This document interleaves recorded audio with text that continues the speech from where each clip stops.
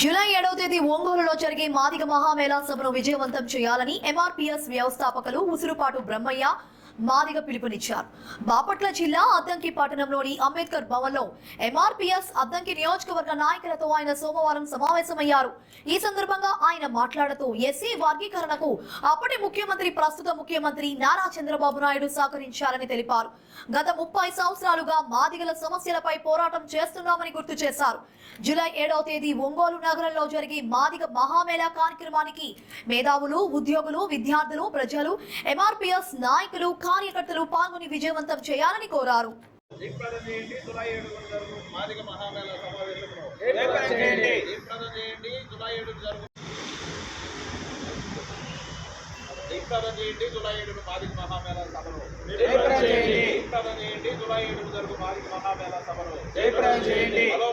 చలో ఒంగోల్, హలో మాదిగా, చలో ఒంగోల్, హలో మాదిగా, చలో ఒంగోల్. వర్ధిల్లాలి మాదిగ రిజర్వేషన్ పోరాట సమితి, వర్ధిల్లాలి, వర్ధిల్లాలి మాదిగ రిజర్వేషన్ పోరాట సమితి, వర్ధిల్లాలి, వర్ధిల్లాలి.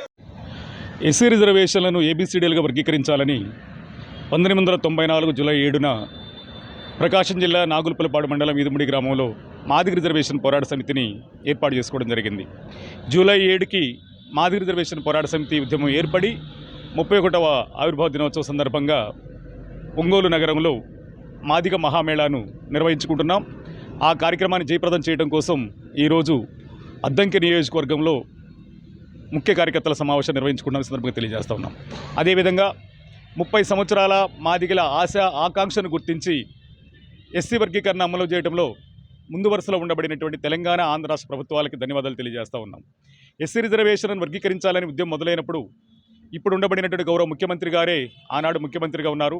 94లో ఉద్యమం మొదలైతే 99కే ఆయన 97కే వర్గీకరణ చేయడం, కొన్ని సాంకేతిక కారణాలు వస్తే వాటిని అధిగమించి 99 నుంచి 2004 వరకు వర్గీకరణ అమలు జరిగే విధంగా ఆనాటి ముఖ్యమంత్రి, నేటి ముఖ్యమంత్రి నారా చంద్రబాబు నాయుడు గారు కూడా ఆ రోజు ఉండడం కూడా గమనార్హం. అదేవిధంగా 2004లో సుప్రీంకోర్టు ఎస్సీలను వర్గీకరించే అధికారం రాష్ట్రాలకు లేదని పార్లమెంటులో చట్టం చేయాలని చెప్పని 2004 నవంబర్ 5న సుప్రీంకోర్టు తీర్పు వచ్చిన అనంతరం 2004 నుంచి 2024 వరకు పార్లమెంటులో చట్టం చేయాలని చెప్పని ఉద్యమం చేయడం కూడా జరిగింది. అయితే ఇదే క్రమంలో 2004లో మాదిగల వర్గీకరణ రద్దయిన వెంటనే ఆంధ్రప్రదేశ్లో వర్గీకరణ రద్దవడంతో వర్గీకరణ పంజాబ్ రాష్ట్రంలో కూడా అమలవుతున్న సందర్భంలో ఇక్కడ రద్దవడం, అక్కడ వర్గీకరణ వ్యతిరేకులు పంజాబ్ రాష్ట్రంలో వర్గీకరణని రద్దు చేయాలని చెప్పిన హైకోర్టును ఆశ్రయించడం, సుప్రీంకోర్టు తీర్పుకు అనుగుణంగా హైకోర్టు కూడా పంజాబ్ హైకోర్టు కూడా అక్కడ వర్గీకరణ రద్దు చేయడంతో అక్కడ వర్గీకరణకు అనుకూలంగా ఉండబడినటువంటి పంజాబ్ ప్రభుత్వం వర్గీకరణ అమలు చేసే విధంగా మళ్ళీ రాష్ట్ర ప్రభుత్వం హైకోర్టుకి వెళ్ళటం, హైకోర్టు నుంచి సుప్రీంకోర్టుకి వెళ్ళటం, అంటే దాదాపు 2011 నుంచి నేటి వరకు దాదాపు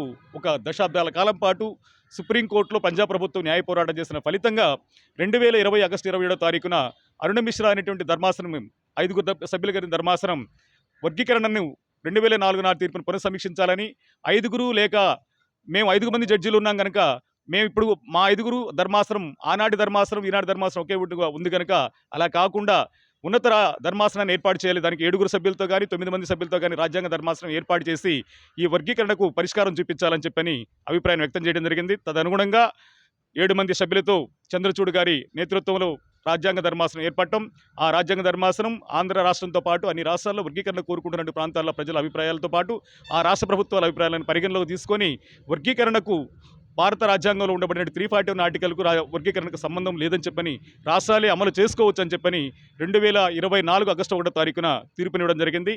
ఆ తీర్పు వచ్చిన వెంటనే ఆంధ్ర రాష్ట్ర ప్రభుత్వం, తెలంగాణ ప్రభుత్వం ఎస్సీ వర్గీకరణ అంశంలో ముందుకెళ్లడం జరిగింది. అదేవిధంగా 30 సంవత్సరాల మాదిగల ఆశ ఆకాంక్షను గుర్తించినటువంటి 2 రాష్ట్ర ప్రభుత్వాలు వర్గీకరణ చేసినందుకు, వర్గీకరణ అంశంలో ముందుకెళ్లినందుకు, వాళ్ళ చిత్తశుద్ధిని దాటుకున్నందుకు వాళ్ళకి ధన్యవాదాలు తెలియజేయడం కోసము 30 సంవత్సరాల మాదిగల ఆశాకాంక్ష నెరవేరిన సందర్భంలో యావత్తు మాదిగ జాతి మొత్తం కూడా 2 రాష్ట్ర ప్రభుత్వాలకు ధన్యవాదాలు తెలియజేసేందుకు ముందుకెళ్లాలనే ఆలోచనతో ఎంఆర్పీఎస్ 31వ ఆవిర్భావ దినోత్సవం సందర్భంగా జూలై 7న మాదిగ మహామేళ పేరు మీద మేము సభ నిర్వహించుకుంటున్నాం.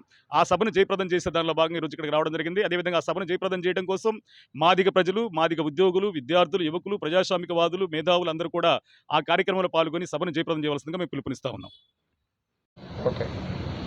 జూలై 7న ఎంఆర్పిఎస్ ఆవిర్భావ దినోత్సవం సందర్భంగా 31వ సంవత్సరము మాదిగ మహామేళ సభను ఒంగోలులో, ప్రకాశం జిల్లా ఒంగోలు నడిగడ్డలో జరుగుతున్న సందర్భంగా దానికి ముఖ్య అతిథులు ఎంఆర్పిఎస్ వ్యవస్థాపకులు గౌరవనీయులు శ్రీ ఉసురుపాటి బ్రహ్మయ్య మాదిగ గారు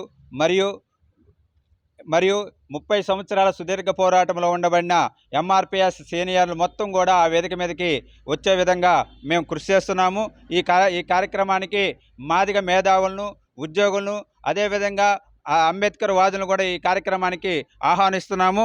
ఈ కార్యక్రమం భారీ సంఖ్యలో జయప్రదం చేయటం భాగంగా ఈరోజు స్థానిక అంబేద్కర్ భవనంలో ఈ నియోజకవర్గంలో ఉండబడిన మాదిగ ఉపకులాలు ప్రజలు, అదేవిధంగా అంబేద్కర్ వాదులు ఈ కార్యక్రమాన్ని జయప్రదం చేసి లక్షలాది మందిగా తల్లి వచ్చి జయప్రదం చేయవలసిందిగా కోరుచున్నాం.